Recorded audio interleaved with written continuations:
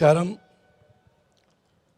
ఆంధ్రుల అందాల అభిమాన నాయకుడు, కోట్లాది మంది ప్రజల ఆదరాభిమాన ఆప్యాయతలను అపారంగా చురుగొన్న మహానటుడు, ఒక లెజెండు, ఒక సింహ, ఒక నటశిఖరం, ఒక యువరత్న, హిందూపూర్ గౌరవ శాసనసభ్యులు శ్రీ నందమూరి బాలకృష్ణ గారికి భారతదేశపు అత్యంత ప్రతిష్టాత్మకమైన పద్మభూషణ్ అవార్డు రావడం అనేది చాలా గర్వంగా ఉంది, సంతోషంగా ఉంది. ఆయన హృదయపూర్వకంగా అభినందనలు తెలియజేస్తున్నాను. బాలకృష్ణ గారు ఒక వ్యక్తి కాదు, ఒక శక్తి.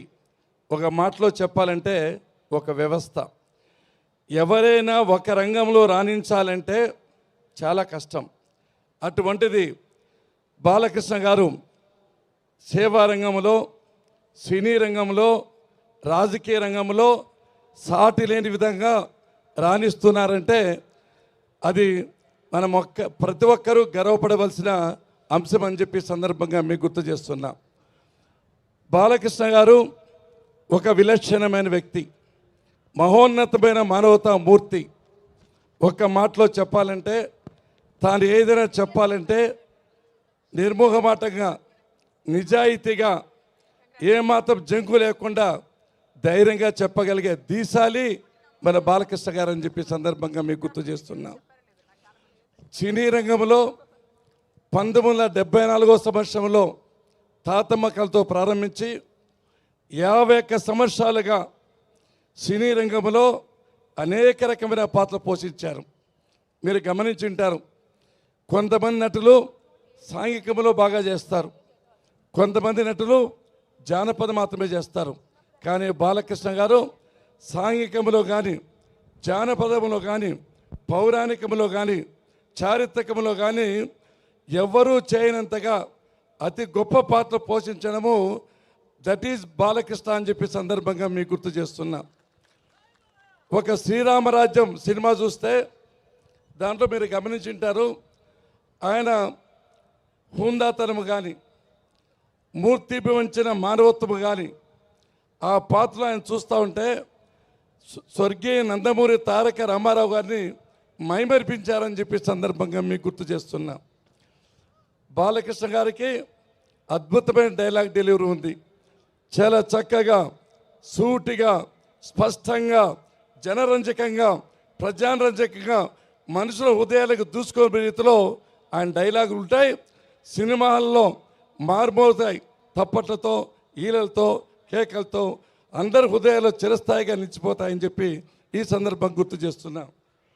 ఆయన డైలాగులు ఎట్లుంటాయంటే, చూడకు, చూడు, ఒకే వైపు చూడు, రెండో వైపు చూడరనుకోకు, తట్టుకోలేవు, మాడిపోతావు అని చెప్పి చెప్తాడు.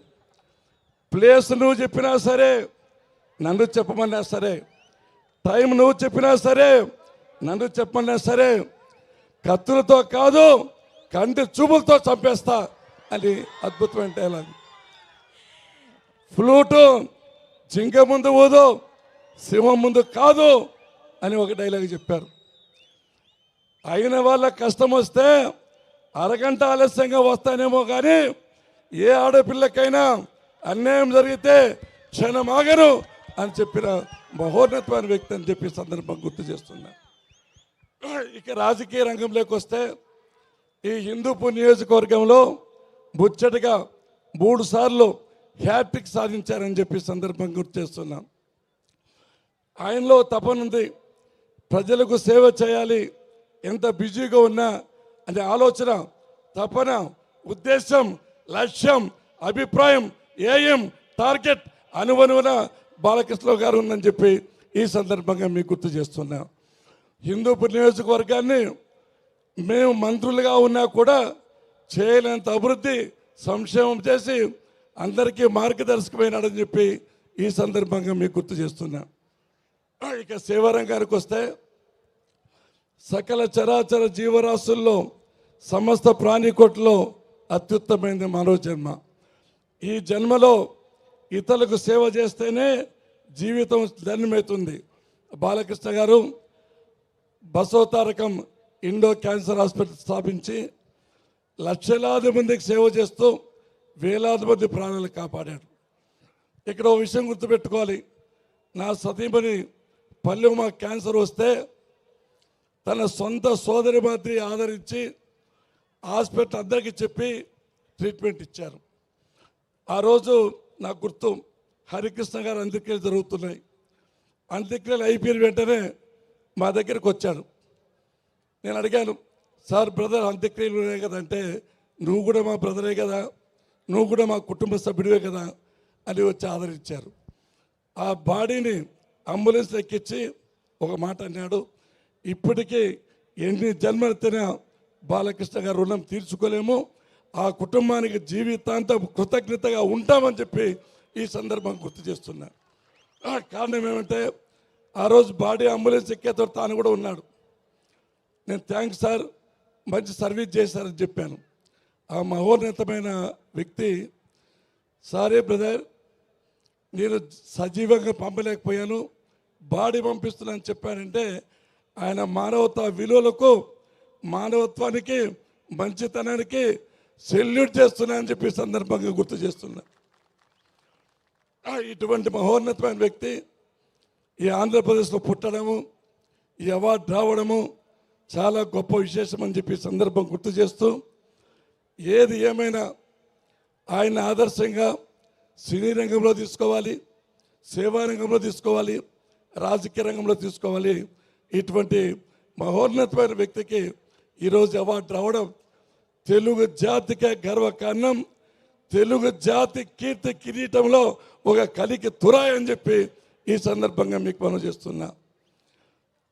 కాబట్టి ఇది ఇటువంటి వ్యక్తి హిందూపురం ఎమ్మెల్యేగా ఉండడం మనందరి అదృష్టం. అదేవిధంగా రాజకీయాల్లోకి వచ్చేదానికి ఆ మహానుభావుడు ఆంధ్రుల ఆత్మాభిమానాన్ని, ఆత్మ గౌరవాన్ని, ఆత్మవిశ్వాసాన్ని యావత్ భారతదేశానికే చాటి చెప్పిన మహోన్నత మానవతావాది, మనందరి ప్రత్యక్ష దైవం శ్రీ నందమూరి తారక రామారావు గారు పైనుంచి బాలకృష్ణ గారికి, ఆ కుటుంబానికి అందరికీ ఆశీస్సులు ఇస్తున్నారని చెప్పి ఈ సందర్భం గుర్తు చేస్తూ, వసుంధరా మేడంకు, బాలకృష్ణ గారికి, వాళ్ళ పిల్లలకు ఆ భగవంతుడు ఆయురారోగ్య ఐశ్వర్యాలు ఇవ్వాలని మనస్ఫూర్తిగా కోరుకుంటూ, జై బాలయ్య, జై బాలయ్య, జై జై బాలయ్య.